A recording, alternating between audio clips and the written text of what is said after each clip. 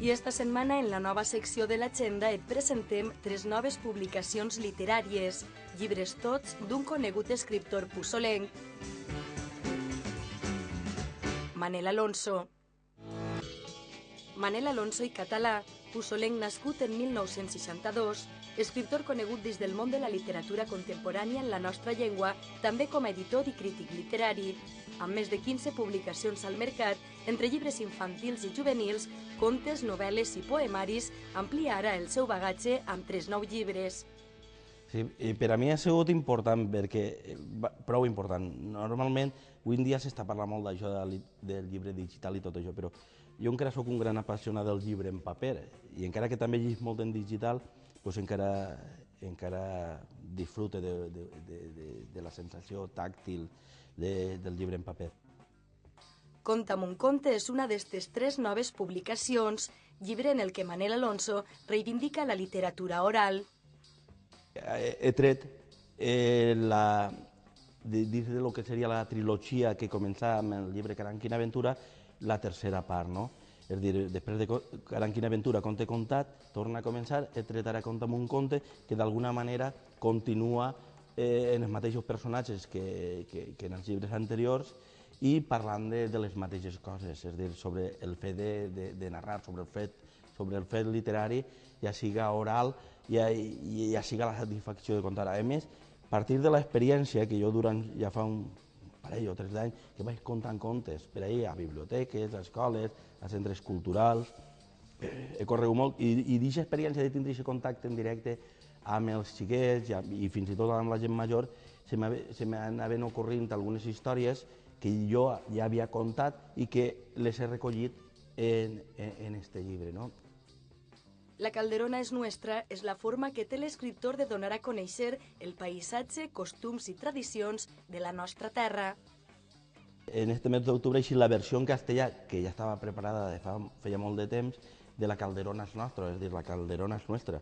És a dir, que és la primera aventura de la colla del Brosquil, que són una colla de gent que viuen a València i van a un institut crec que de Ciutat Vella, i inicien la seva aventura en Puçol, agafant el que és el GR10 i van en aquesta ocasió fins a Serra, és a dir, travessant les muntanyes, no?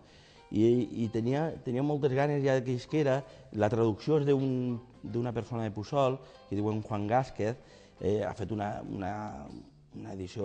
traducció molt ben feta, és a dir, molt treballada, hem treballat també molt conjuntament, perquè sempre hi ha coses que quan canvies de llengua xirrien una miqueta, i estic molt satisfet del treball que ha fet Juan. I el llibre tenia ganes, és un experiment perquè si funciona aquest llibre, tots els demés de la colla del Brosquil eixiran també editats en castellà.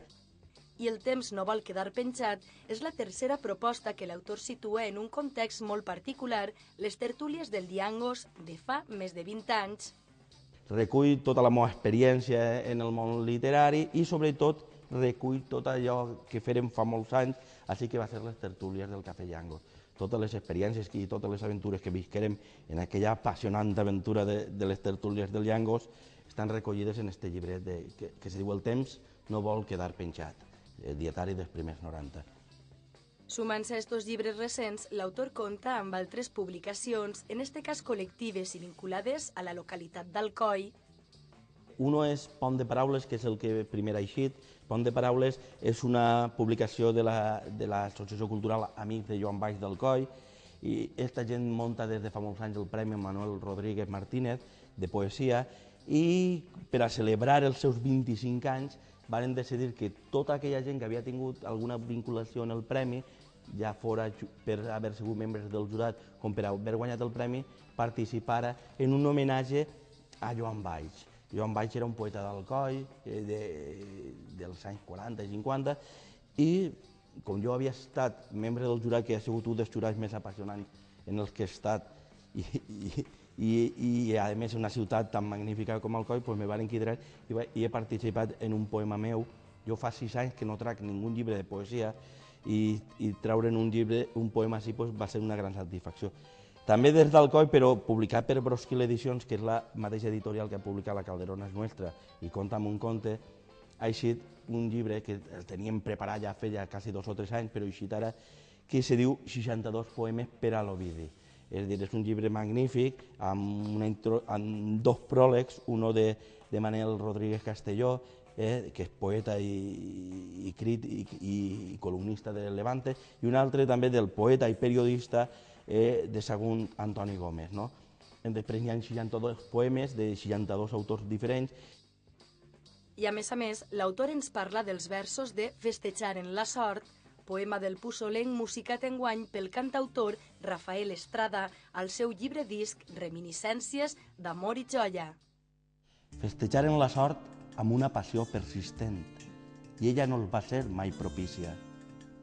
Predestinats al fracàs, caixes i sacs farcits de somnis envaïen somorts l'andana. Què se n'ha fet de tot plegat? No res, plugint de cendres, espectres que habiten en l'estricte argument d'una dolorosa contalla. Festejar en la sort amb una passió persistent, i ella no els va ser mai propícia, i ella no els va ser mai propícia, que se n'ha fet de tot